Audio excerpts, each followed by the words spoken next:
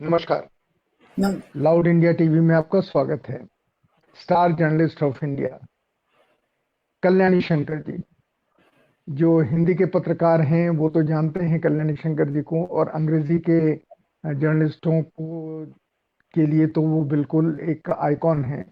लेकिन जो दर्शक हैं, जो देख रहे हैं, उन्हें मैं बता दूं, कल्याणी शंकर जी हिंदुस्तान की उन बड़े पत्रकारों में हैं जिनकी रिपोर्ट्स बिल्कुल साफ, बेलौस, बेखौफ एनालिसिस के साथ लोगों को समझ में आने वाली है। वो हिंदुस्तान टाइम्स की पॉलिटिकल एडिटर रही हैं, अमेरिका में संवाददाता रही हैं, इंचार्ज रही हैं हिंदुस्तान टाइम्स की, और बहुत कुछ रही हैं। मैं उनके बारे में बात करते हुए वक्त ज्यादा लूं, ये मुझे शोभा नहीं देता और कल्याण जी की शान में गुस्ताखी होगी। मैं एक गुजारिश करूं, कल्याणी शंकर जी उत्तर भारत की नहीं है, और दूसरा, वो अंग्रेजी की पत्रकार हैं। लेकिन हम उनसे हिंदी में बातचीत करेंगे, और कल्याणी जी से ये गुजारिश है कि आप जितना संभव हो हिंदी में कहें, और अगर न कहें हिंदी में तो आप अंग्रेजी में कहें, क्योंकि आपको सुनना हमारे लिए बहुत सुखद अनुभव है। और खासकर जो रिएक्शंस आए हैं हिंदी पत्रकारों के, जब उन्होंने आपका नाम के अनाउंसमेंट सुना, तो वो उनकी बड़ी आशा है कि आपको वो सुने और इन डिटेल सुने। तो मैं, कल्याण जी, आपका स्वागत करता हूँ। आपको भी बहुत बहुत और धन्यवाद, और आपके थ्रू आपका दर्शकों को भी मेरा बहुत बहुत शुभकामनाएं दसरा को लेके। तो मैं सबसे जानना चाहता हूँ, जितने भी पत्रकार हमारे यहाँ आते हैं, क्योंकि उनके बारे में दर्शकों को ये नहीं पता कि वो जर्नलिज्म में कैसे आए और कैसे इस मुकाम पे पहुंचे। और कल्याणी शंकर तो इंडियन जर्नलिज्म का बहुत बड़ा नाम है। तो इसलिए कल्याणी जी, पहले तो मेरी जानकारी के लिए ये जरूर बताइए कि आप जर्नलिज्म में आई कैसे, और आने के बाद फिर जो आपने जो स्टेप्स तय किए वो कैसे किए। देखिए, मेरा जर्नलिज्म में आना एक्सीडेंटल है। मेरा हस्बैंड को नागपुर में पोस्टिंग हुआ, वो सेंट्रल बैंक में काम करता था। नागपुर में तो ये सुविधा है कि आप यूनिवर्सिटी में जाके पढ़ सकते हैं, तो इसलिए मैं नागपुर यूनिवर्सिटी में जर्नलिज्म किया, विद डिस्टिंक्शन पास भी किया। थोड़ा दिन के लिए हितवाद है उधर, उसमें काम भी किया। उसके बाद मेरा हस्बैंड को हैदराबाद ट्रांसफर हो गया, तो हम लोग उधर गए। उधर जाने के बाद ही मेरा एक्चुअल जर्नलिज्म शुरू हुआ। पहले तो मैं इंडियन एक्सप्रेस में काम किया 1 साल। उसके बाद मैं Uni, United news of India, उसमें चली गई। तो उसके बाद अब लंबा बोलना है तो मैं बोल दूंगी। तो इसके आगे मैं प्लीज। दिल्ली का ट्रांसफर हुआ। तो उसके बाद मैं वॉशिंगटन गई, फिर वापस आई। फिर हिंदुस्तान टाइम्स को हो गया, छोड़ गया। उसके बाद मैं कॉलमनिस्ट हूँ, अभी कॉलम लिखती हूँ। तो आपका, मैम, ज्यादा समय बीता हिंदुस्तान टाइम्स के साथ, अगर मैं सही समझ रहा हूं तो, यस। जिसकी आप पॉलिटिकल एडिटर रहीं। तो मैं ये जानना ये चाह रहा हूँ कि हिंदुस्तान टाइम्स में पॉलिटिकल एडिटर रहते हुए आपने जिन स्टोरीज को पिक खुद किया या करवाया, वो किस तरह की स्टोरीज थी, और प्रो पीपुल थी, एंटी पॉलिटिक्स थी? आप पॉलिटिकल एडिटर रही हैं तो हार्ड पॉलिटिकल स्टोरीज आपने कराई होंगी, कुछ स्टोरीज आपको याद है? देखिए, मेरा पूरा इंटरेस्ट पॉलिटिक्स में है। मैं शुरू से पॉलिटिक्स का एक कवर करते आई हूँ। हैदराबाद में रहने के टाइम मैं आपको ये सुनाना चाहती हूँ। तो मैं अकेली एक वुमन रिपोर्टर थी, तो और कोई भी नहीं था। This I am talking about 75 76 उस समय में। तो मैं स्कूटर चलाती थी उस समय। तो स्कूटर में कभी गया तो ट्रैफिक कांस्टेबल भी हमें जानते थे वैसा। तो अकेला रहने से फायदा भी हुआ, कभी कभी मुश्किल भी हो गया, क्योंकि वहाँ का सभी पत्रकार तो बड़ा ड्रिंक्स में बहुत दिलचस्पी थी। तो पहला एकदम हमें ले गया वो, उस समय साइक्लोन हुआ। तो वो होने के जी। बाद हमको दिखाने के लिए प्रेस इन्फॉर्मेशन वो उसमें है, वो ले गया हम लोग। वो पहला दिन मैं गई, तो शाम को गई, तो 7-7:30 तक मेरे को हर एक कोलीग तो आया था। वो सब, अच्छा आप क्या कर रहे हैं? तो I said I have my dinner. तो उन्हें फिर आप अपना कमरे में ही कर दीजिए। I was wondering why they are so interested. फिर मुझे लगा उनको, तो उस समय आई एम टॉकिंग अबाउट उस समय, तो उनको लगा कि मैं अकेला थी, तो इसलिए वो मेरे साथ ड्रिंक करना नहीं चाहते थे।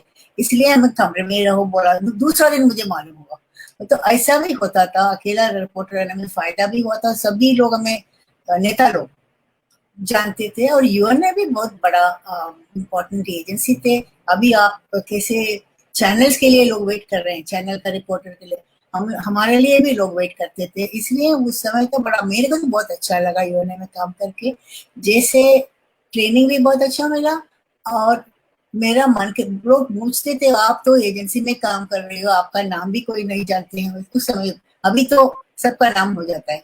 तो जी वो पूछा कैसे अच्छा है, तो फिर मेरे को ये एक स्टोरी करो, उसमें से आपको 500 पेपर्स में आ जाता है। तो नाम नहीं है उस समय। दूसरा भी एक चीज है, तो बाइलेन ये यूएनए में मिलना बहुत मुश्किल था। तो इसलिए मैंने एक बार गीना लोलो ब्रिजिडा, वो आई थी, जी इटालियन एक्ट्रेस, वो बहुत अच्छी, जी जानने वाले लोग को बहुत अच्छा मालूम होता है। तो वो आई थी, फिर मेरा जनरल मैनेजर मेरे को बुला के बोला है कि आप इसका इंटरव्यू लेके आ जाओ। तो सुबह बोला शाम तक लेके आना। तो मैं तो उनको जानती नहीं, कोई उनके साथ एजेंसी कौन है वो भी नहीं मालूम, कैसे जाएंगे, फिर कैसे भी पकड़ के मैं अशोका होटल में ठहरी थी, मैं चली गई। चलने के बाद मेरे को वो जो उनका मैनेजर है वो मेरे को ले गया, 20-25 मिनट बैठ के अच्छे से बात बात किया, और बाहर आ गई। फिर बाहर आने के बाद तभी हिंदुस्तान टाइम्स में से वो जो रिपोर्टर है वो वेट कर रही थी, उसका टाइम मेरे को दे दिया था। तो शी वाज जी सो अपसेट, वो कैसे कैसे होगा, I don't know whether she got it और नॉट। तो ऐसे इंटरेस्टिंग चीजें तो होते होते हैं। जीना जीना लोलुप दुनिया की बहुत मशहूर एक्ट्रेस रही हैं, हाँ, और आपने उनका बस इंटरव्यू देखो, किया। उस इंटरव्यू में आपने कुछ खास चीज मार्क की? हाँ उस इंटरव्यू में अभी उस समय राजीव गांधी था प्राइम मिनिस्टर, तो सोनिया गांधी भी इटालियन थी, तो इसलिए वो राजीव गांधी से भी मिल के आया। तो हमने उससे पूछा क्या क्या बात किया, तो उसी से जो वेदर के बारे में दूसरा कुछ और नॉर्मल बात हो गई। फिर वो कोई इम्पोर्टेंट बात बोलती ना बोलती, उसका इंटरव्यू बहुत बड़ी बात हो गई। तो इसलिए दूसरा दिन मेरा जनरल मैनेजर मेरे को बायलाइन दे के वो स्टोरी किया। तो वो बहुत बड़ी इम्पोर्टेंट थी उस समय का जमाने में। अभी तो बायलाइन सारे को मिल जाता है।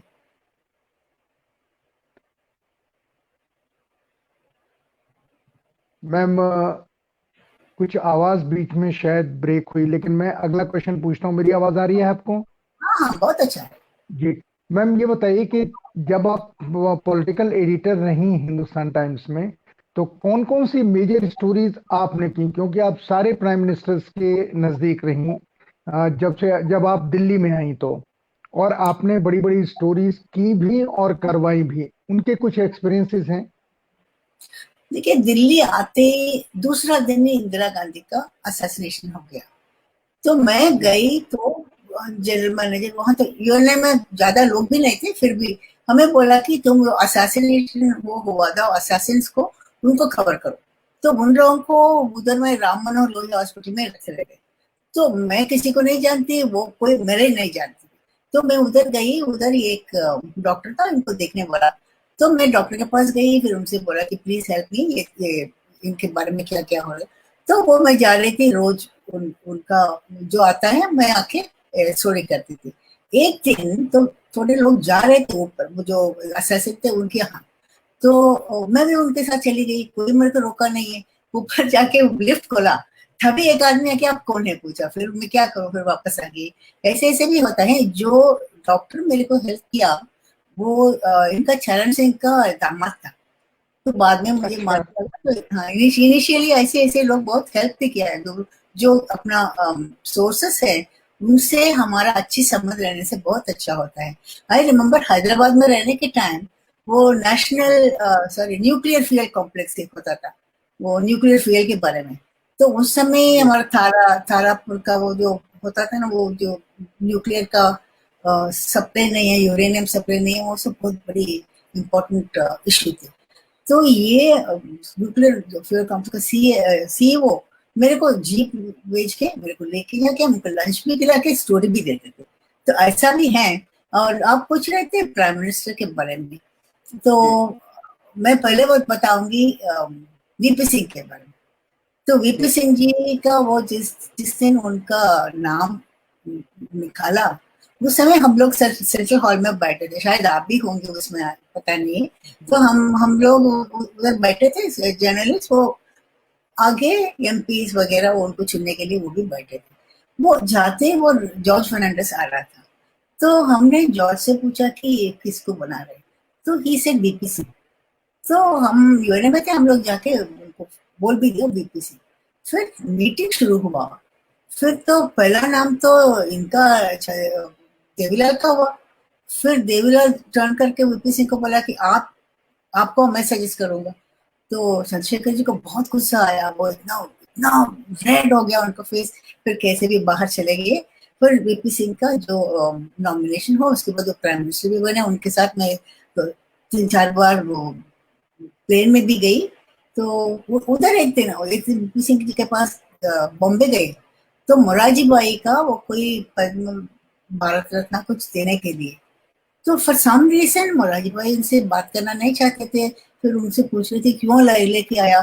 फिर हम लोग वो एक झूला था, उसमें वो बैठे थे, हम लोग गए 5 मिनट देखे वापस आ गए। ये भी बड़ा इंटरेस्टिंग है मेरे हिसाब से तो। जी जी तो जी। और बाकी लोगों का, राजीव गांधी के साथ भी मैं बहुत बार गई।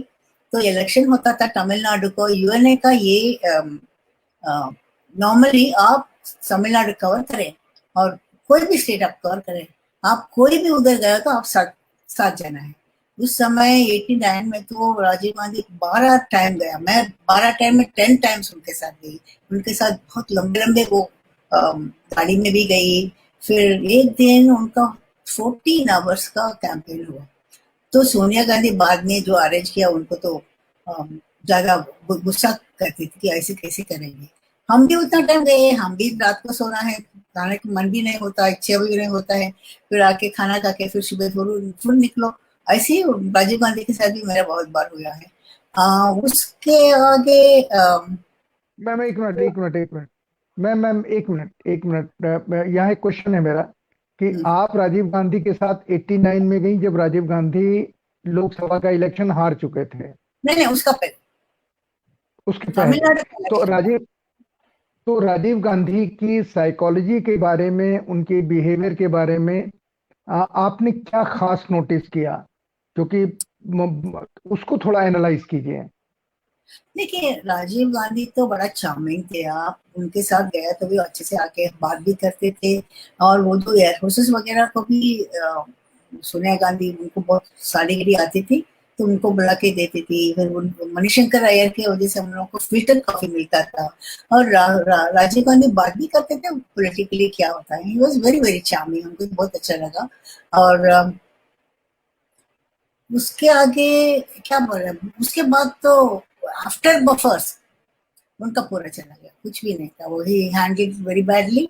तो मिस हैंडल करने से तो पूरा गवर्नमेंट भी चला गया उनका। नहीं तो एक आदमी 415 एमपीज के साथ जीत के आया, फिर 3 साल 4 साल के अंदर उनका पूरा गुडविल चला गया। इवन गोयंका जी उनको सपोर्ट कर रहे थे इनिशियली, तो वो सब चला गया, इसलिए वो मिस हैंडल हो गया। बहुत सारे even other other law lawyer ना, उसके बारे में वो मुस्लिम औरत थी, उसका शाबान शाबान जी लेके वो लेके आया।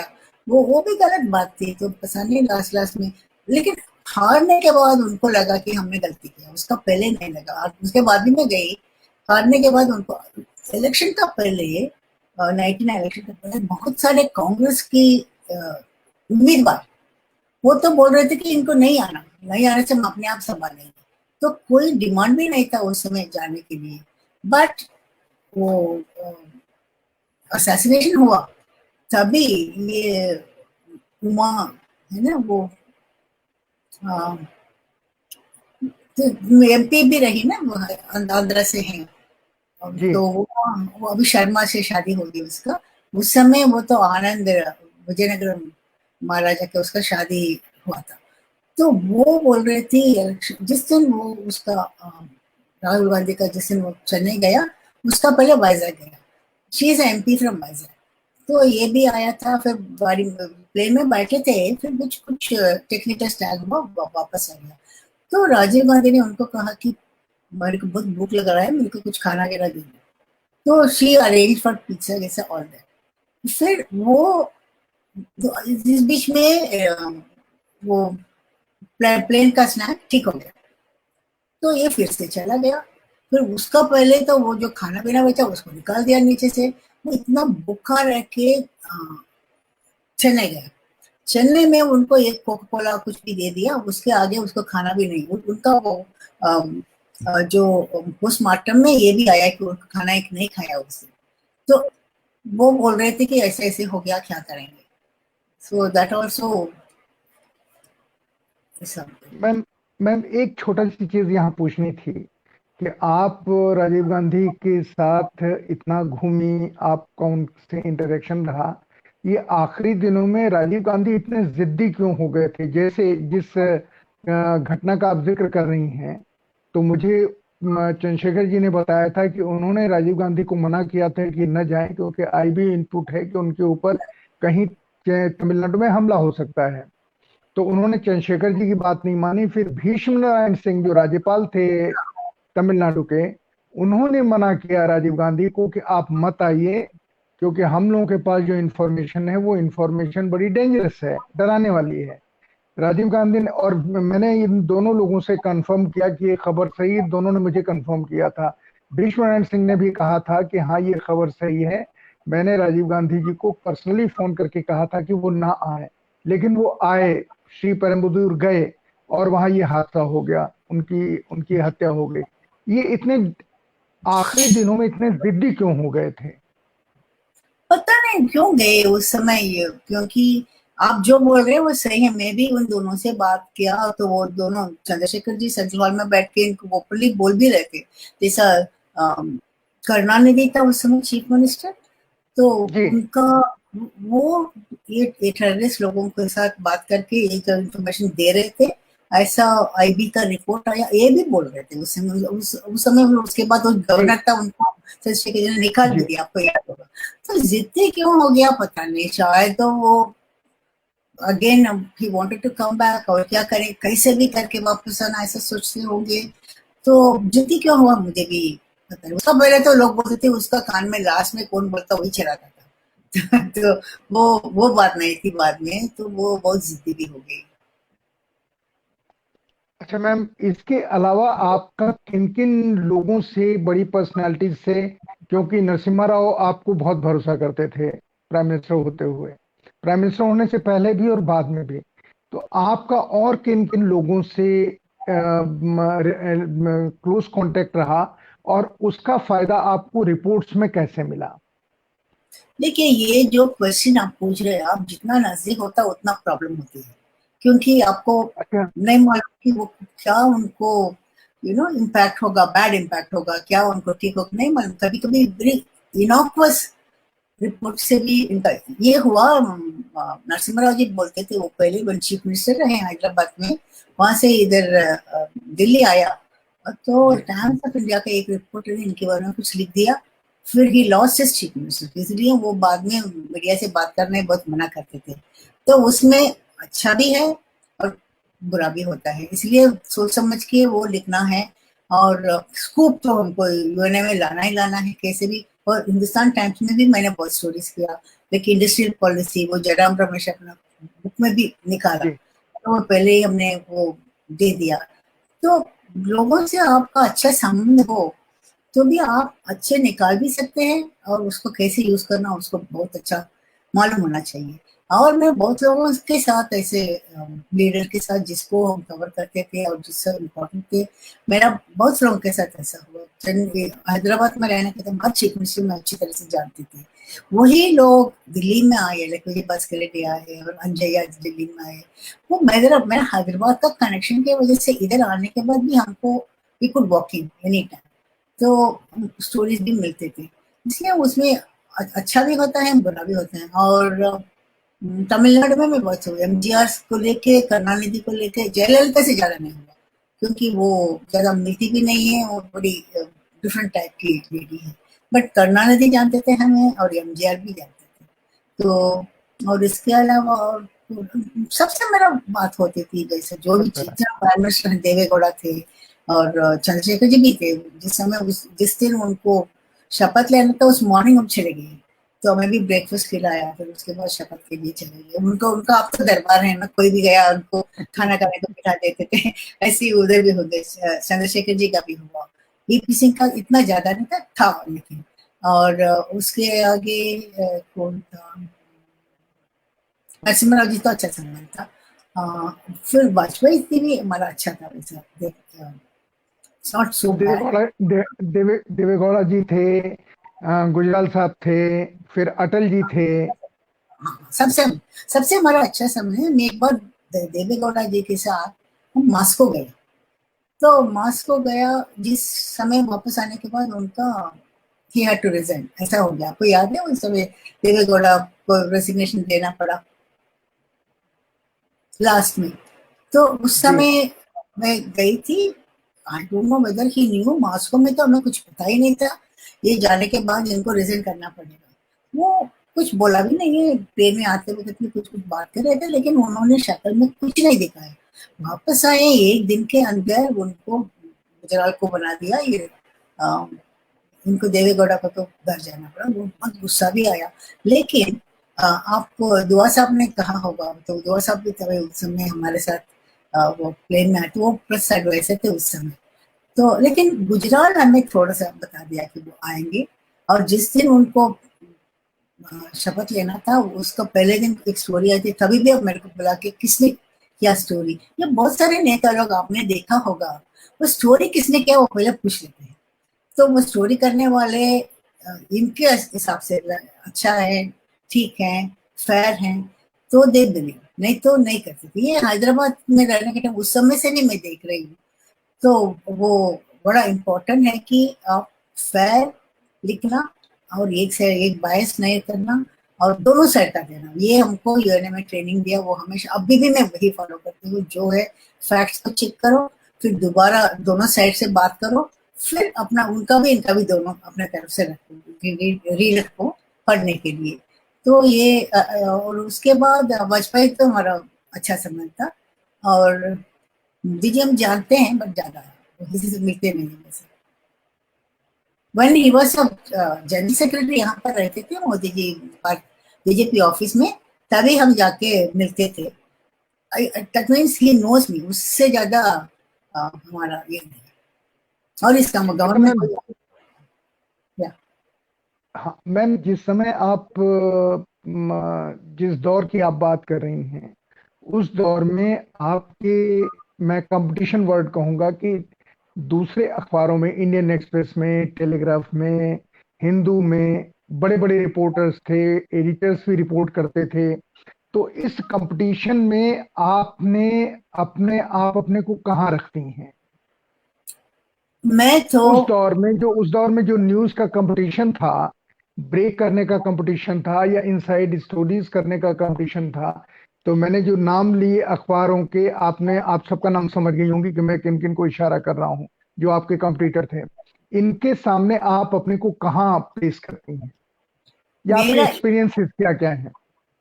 मेरा मकसद एक ही था, मेरे को स्कूप देना है, मैं सबसे पहले हमें करना है। कभी मैं मिस किया, पेपर में आया, तो मैं अपने आप को सोच रही थी अरे कैसे मिस हो गया, नो बडी नीड आस्क मी।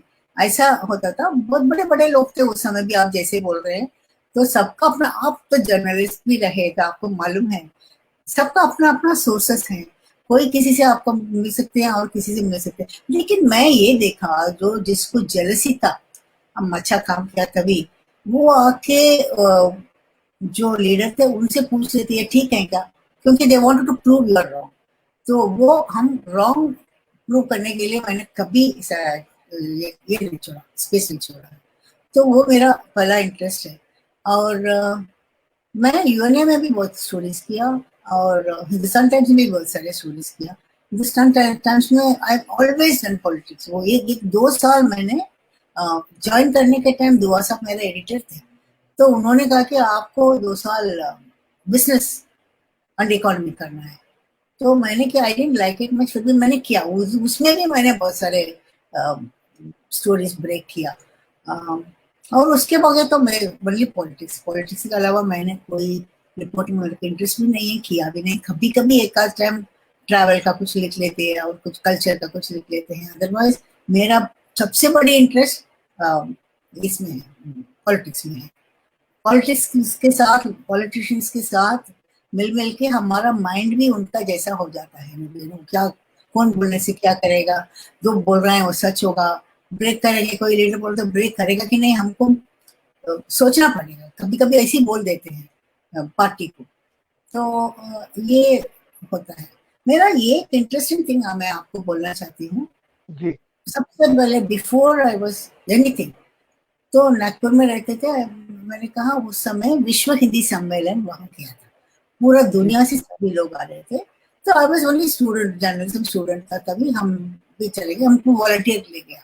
तो सब किया, तो हमने काम वाम किया। 3-4 दिन का था। राम गुलाम साहब आए थे मॉरिशस से, ग्रैंडफादर अभी का नहीं। जी तो वो आए, उनके पास वो हमारा मतलब मिलने, मिलते जुलते, वो कोई उधर से मॉरिशस से आया एक रिपोर्टर महमूद। तो उनसे हमारा थोड़ा, मैं और एक फ्रेंड था Preeti Singh, we both sort of उनके से दोस्ती हुई। हम बोल रहे थे इनको, इनसे हमको इंटरव्यू करना है।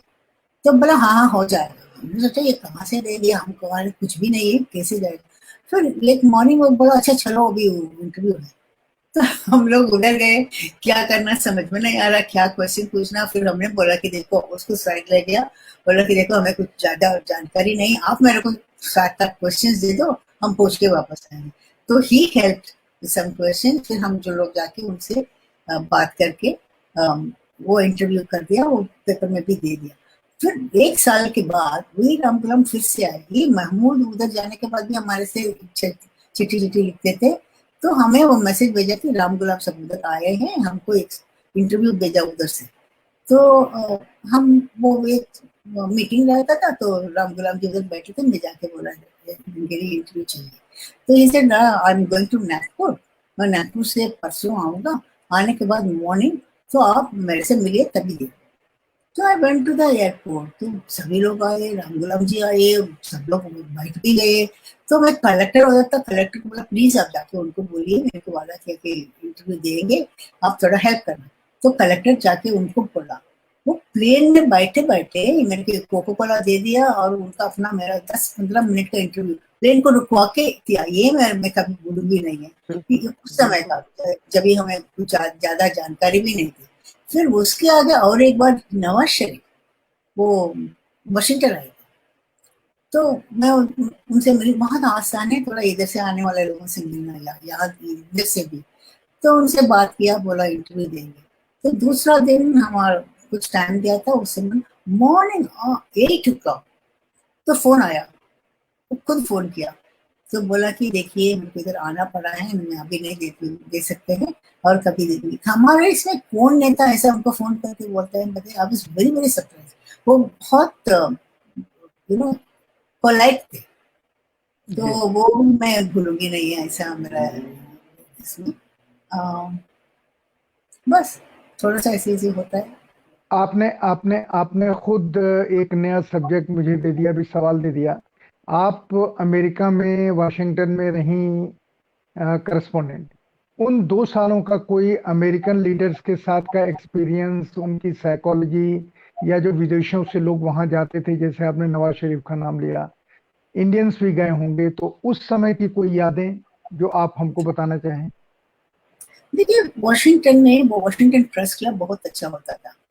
तो उसको, उसमें आप सुबह भी मॉर्निंग ब्रेकफास्ट का मीटिंग होता था, कोई भी लीडर आए आप उधर आके बातचीत करते थे, बड़ा इंटरेक्शन भी होता था उधर में। मैंने बहुत सारे लोगों को, बेनजीर भुट्टो से भी मिला मिला ऐसे जो भी इधर से आते हैं सब लोग उधर बोलते थे, वो मिला है। और नेतन्याहू से मिला, और इसराइल का। और इधर मैं रेडियो में मैं प्रोग्राम करती थी उस समय, इसराइल से जो भी आया वो मेरे को मिलते थे। तो वॉशिंगटन में और एक है, और किसका था, हाँ, हम लोग कोई व्हाइट हाउस में भी जाते थे, वो प्रेस रूम है ना, वहां पर जाके बैठते थे। तो उस समय भी कभी कभी वो लोग क्लिंटन साहब एक बार मिला था वैसे हम लोग।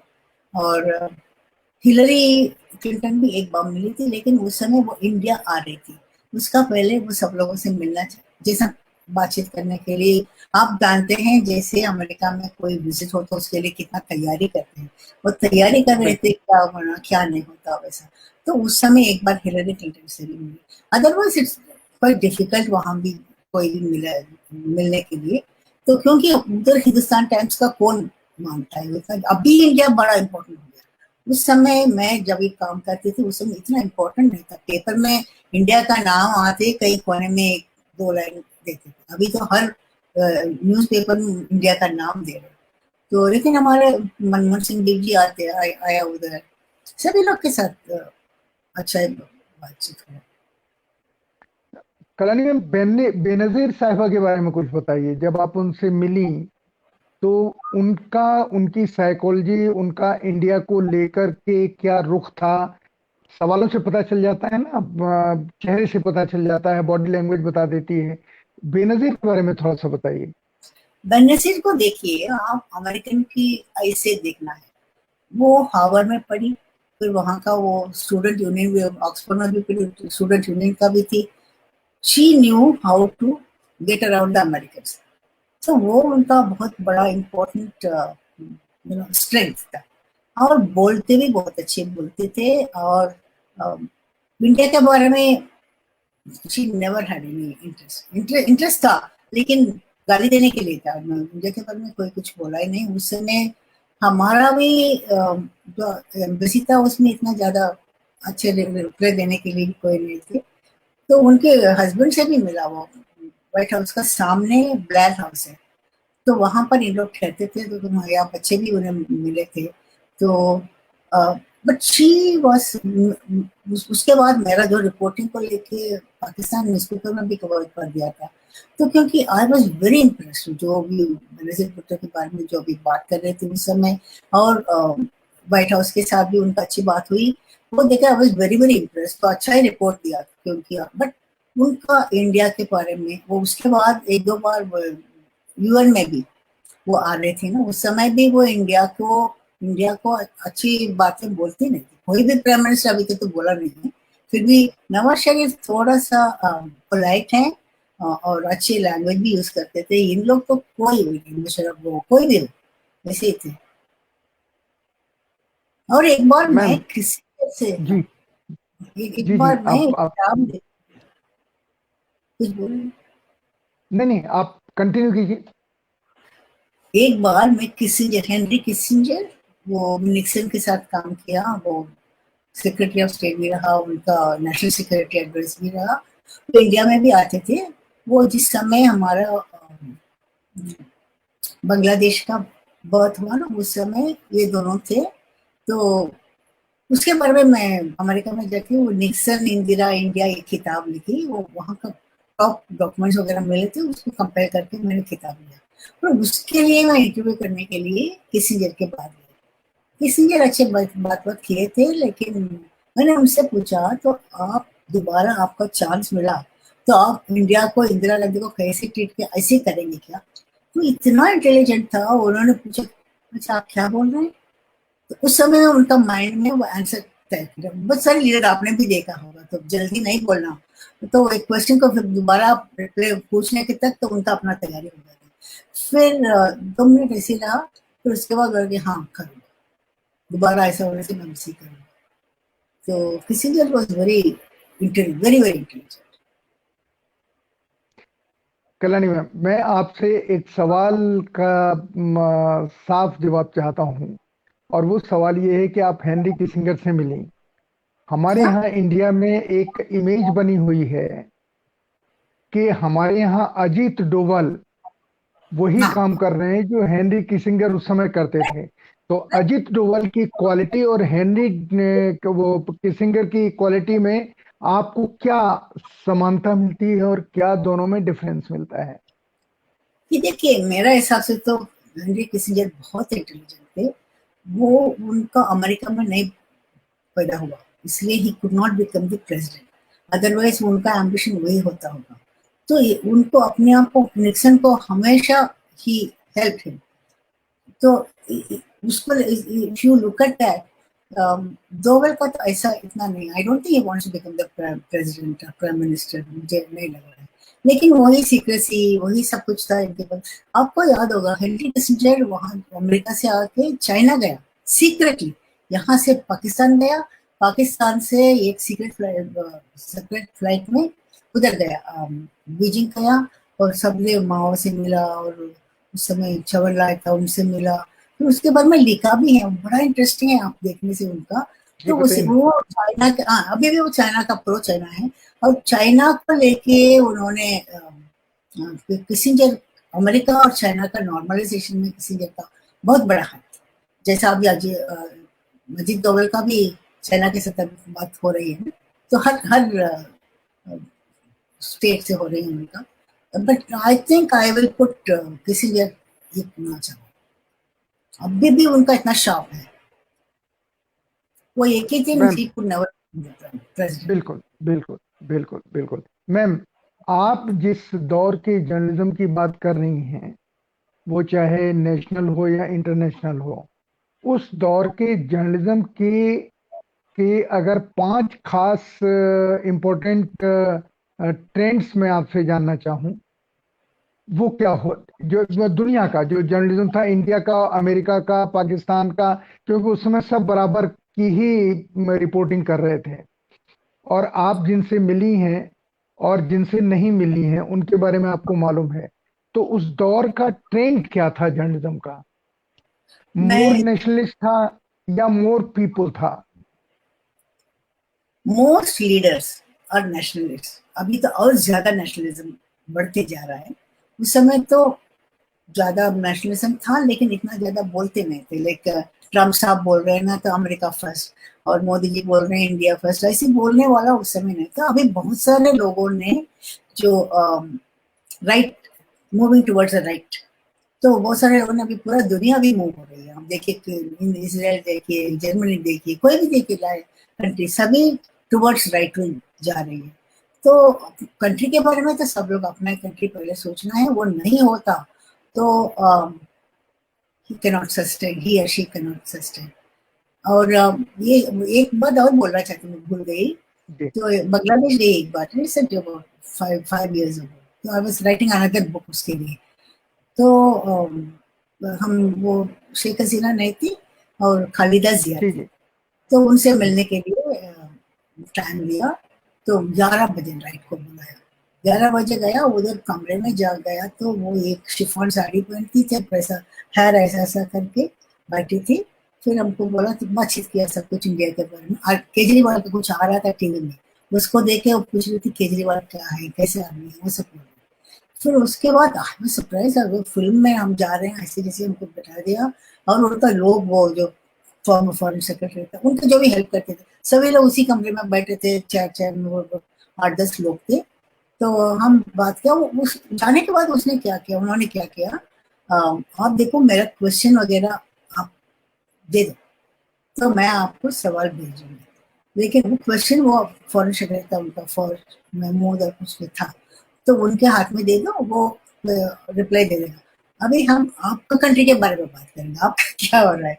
तो शी इज इंटेलिजेंट, ऐसी बात नहीं कि वो नहीं है, लेकिन उसको, उनको भी बेनजीर का जैसा इंडिया पसंद है, वो हमेशा एंटी इंडिया बात करती थी। शेख हसीना प्रो इंडिया है, इनको तो एंटी इंडिया है हमेशा। मैम, और मैंने एक जो बार क्वेश्चन, उधर जी जी बेल्जियम गई, बेल्जियम में वो उधर का प्राइम मिनिस्टर था दहाने, उनको लेके यूरोपियन यूनियन का उनका प्रेसिडेंट बनाने की बात हो रही थी। तो मेरे को तो अम्बेसडर था उधर, उन्होंने मेरे को अरेंज किया कि मैं इंटरव्यू करना था। मैं उधर गई 5:30-6 o'clock तक, वो नीचे 1 मिनट भी नहीं रहा, उनके कोई आदमी आके ऊपर ले गया। मैंने ऊपर आने के बाद वो नॉक किया कोई कमरे में, गया। मैंने सोचा हमारे यहाँ का जैसा, पहले पीए के कमरे में बैठो, उसके आगे दूसरे कमरे में जाओ, और तीसरे कमरे में जाओ। तो जो डोर ओपन किया वो प्राइम मिनिस्टर था, और कोई बीच में प्यून नहीं, कोई नहीं है। आई वाज वेरी सरप्राइज, उनका बहुत अच्छी इंटरव्यू दिया हमको, हिंदुस्तान टाइम्स में छापा था। तो ये सब बड़ी इंटरेस्टिंग मेरे को लग रहा है। अब मैम, मैं आपसे एक जो आखिरी सवाल, आखिरी उसमें हूँ टाइम के, आपसे अब आप बोल सकती हैं, आप and you are the authority. मुझे ये बताइए कि आपने जब जर्नलिज्म शुरू किया जिस एज में, और आज जहां पर हैं आप, आपने इंडिया में जर्नलिज्म के कई फेज भी देखे और फेस भी देखे। उस उस दौर में जब आपने शुरू किया, जब आपने स्कूप किए, जब आप विदेशी नेताओं से मिली, जब आपके रिश्ते इंडियन लीडर, जो आपने रिलेशनशिप बनाए अपने सोर्स के साथ, जिन्होंने आपको स्कूप दिए, जिसका आपने जिक्र किया, और आज की जर्नलिज्म में अभी जब हम बात कर रहे हैं, उस समय का टेलीविजन तो नहीं था, लेकिन बाद में टेलीविजन आपके सामने भी आया, न्यूज चैनल्स आए। लेकिन आज के न्यूज चैनल्स और उस समय के न्यूज चैनल्स में, या उस समय के जर्नलिस्टों में, उस समय के एडिटर्स में, आज के जर्नलिस्टों और आज के एडिटर्स में आप कोई फर्क देखती हैं क्या? फर्क तो बिल्कुल है। एक तो चीज, फ्रीडम फाइटिंग के समय में जो जर्नलिस्ट था, सभी लोग पुअर थे, तो झोला बैग लेके बाहर जाते थे। वैसा उनका पैसा की इतना परवाह नहीं, मकसद था उनका फ्रीडम के लिए फाइट करना, वो मकसद था। लॉयर्स, जर्नलिस्ट, यही लोग ज्यादा उस समय किया था। उसके आगे आया एडिटर का पावरफुल था, लेकिन थोड़ा एक दो डिकेड होने के बाद पूरे इंडस्ट्रियलिस्ट वो लोग आ गए पेपर चलाने के लिए। तो पेपर चलाने के लिए एडिटर तो था, लेकिन उसका पूरा अधिकार नहीं मिल रहा था। तो प्रोप्राइटर जो पैसा लगा रहा उसी को लेके करना है। अभी अभी तो एडिटर कुछ भी नहीं, आपने देखा होगा, एडिटर का कोई वैल्यू नहीं है, किसी के बारे में कुछ बोलने का नहीं है। और दूसरा है कि एडिटर का क्वालिटी भी मेरा हिसाब से तो लाइक अब्दुल्ला जैन देखो, तो कितना पुराना बड़े बड़े एडिटर्स थे, उनकी लेवल पर ज्यादा लोग अभी मेरे को नजर नहीं आ रहे हैं। और दूसरा चीज है कि कोई भी जर्नलिज्म में ज्वाइन करते हुए वो एडिटर बन जाता है, कोई नेशनल एडिटर बोलता है और कुछ बोलता है, तो वो जल्दी लोगों को पावर मिल जाता है। पावर मतलब पोजीशन मिल जाता है, पावर नहीं, पोजीशन मिल जाता है। तो उस वजह से। और दूसरा है कि हमारा अभी मकसद क्या है जर्नलिज्म में, आपने भी बहुत देखा हो, क्या मकसद है अभी? पैसा बनाना। और क्या है जर्नलिज्म में? मैं और एक बोलना चाहती थी और पहले भूल गई। तो मैं और इसका लोकसभा टीवी के लिए 60 विमेन एमपीज को मैंने प्रोग्राम किया, विमेन इन पावर उसका नाम था। वो 60 में भी मुझे इतना आश्चर्य लगा, हर एक एमपी का पीछे एक स्टोरी है। वो ये किरण रमा देवी अभी भी है, वो उसका सामने उसका हस्बैंड को गोली मारा। और मेरे को तो उसके साथ भी मैं बैठ के बात करती थी, फूलन देवी, तो वो भी बहुत बोलती थी, लेकिन उनको करने तक वो मर गए बेचारे। तो बहुत सारे लोगों का, जैसा हेमा मालिनी थी, जया बहादुरी थी, सबका मैंने सबका एक एक कहानी।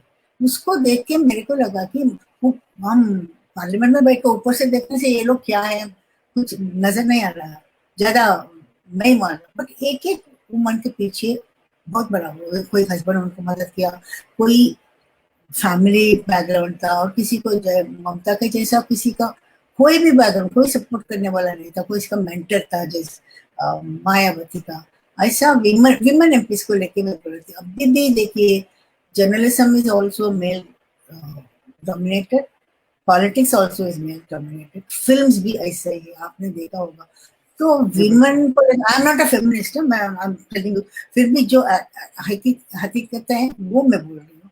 बड़ा डिफिकल्ट आता है वुमेन को ऊपर जाने का, और विमेन बॉस को भी नोबडी लाइक्स इट। तो इसमें हमको ये लगा कि हम कैसे इतना तक आ गए, only God is with me, ऐसे मेरे को लग रहा है। It's very very difficult. And as I told you, अभी बहुत women are coming to journalism, TV की वजह से भी, दूसरे जर्नलिज्म में भी बहुत सारे लोग आ रहे हैं और बड़ा इंटेलिजेंट हैं, बहुत अच्छा रिपोर्ट करते हैं।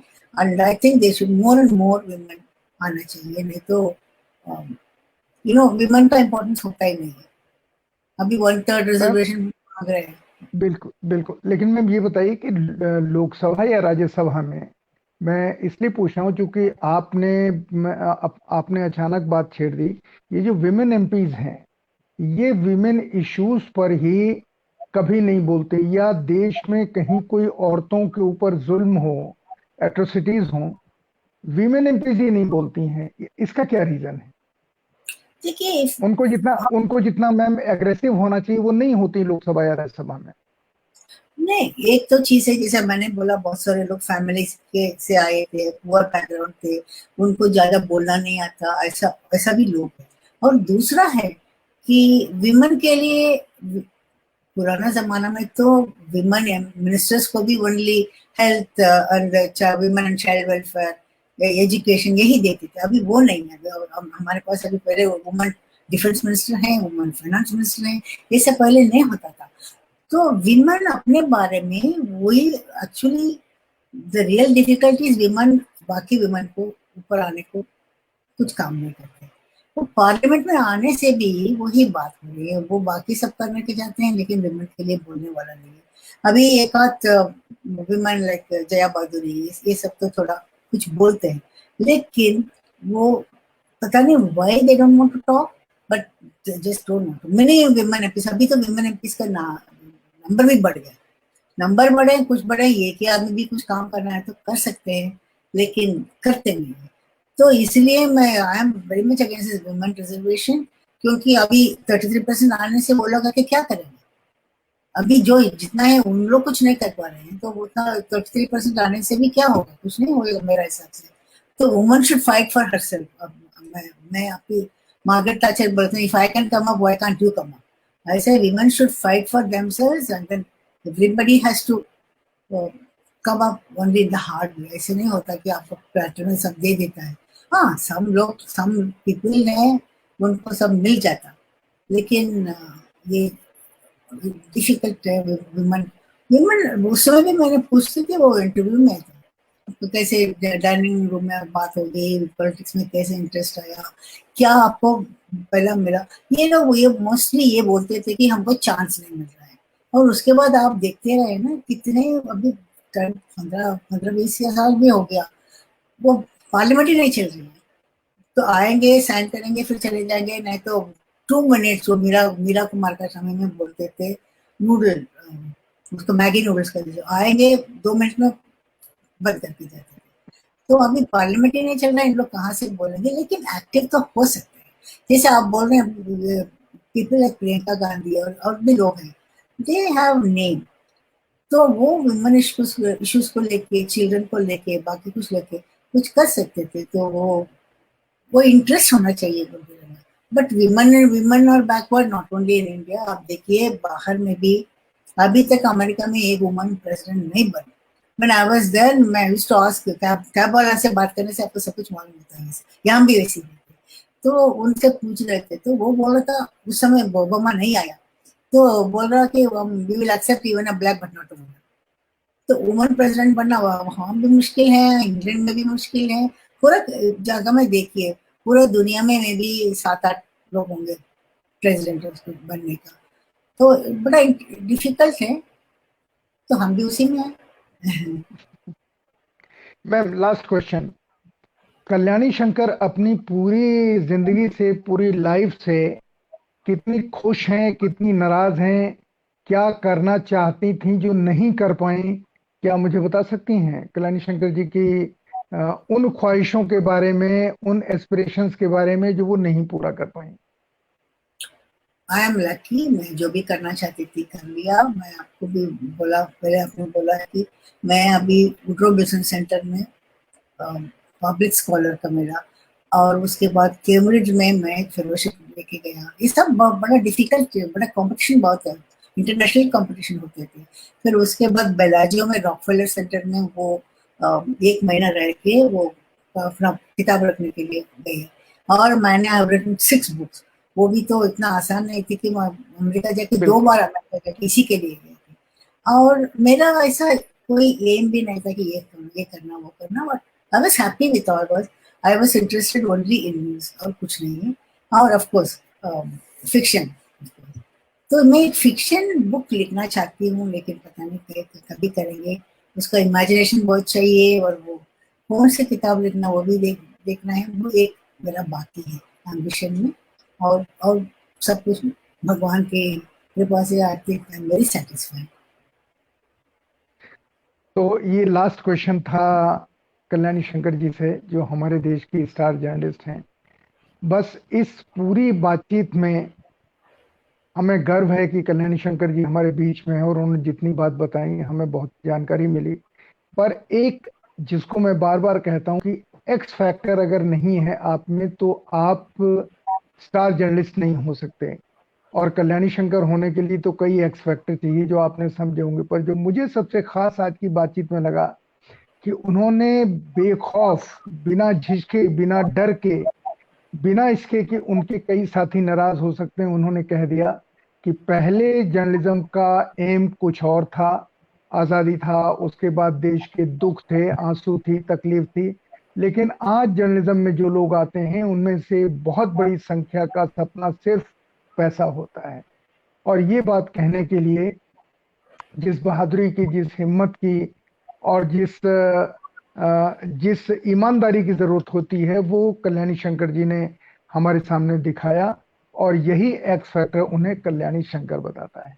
कल्याणी शंकर जी, आपसे मैं विदा लेता हूं और ये आशा करता हूं कि आप अपनी फिक्शन की बुक लिखेंगे। लेकिन मैं आपको बीच बीच में डिस्कशन में इसलिए लाऊंगा कि आपने एक बड़ी कमाल की बात कही कि आपने 60 एमपी को इंटरव्यू किया और हर एमपी की एक कहानी।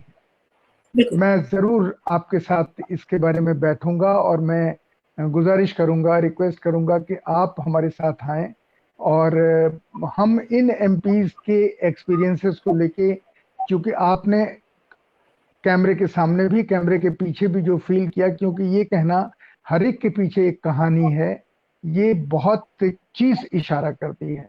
तो मैं आपसे विदा लेता हूं और सबको थैंक्स कहता हूं। और कल्याणी जी, आपको फिर से थैंक यू वेरी मच। आप हमारे प्रोग्राम में, दर्शकों को भी बहुत बहुत शुक्रिया, आपने हमें बुलाया। वही मेरा बहुत, मैं कैसे स्टार बन गई मैं सोच रही थी, आपने प्लस स्टार जर्नलिस्ट, तो मेरे को यही लगा कि स्टार कैसे बन गए। एनीवे, आपको बहुत बहुत धन्यवाद। पब्लिक को पता चल गया कि आप कैसे स्टार बनी है। जी बहुत बहुत शुक्रिया, बहुत बहुत शुक्रिया। Thank you, thank you, thank you.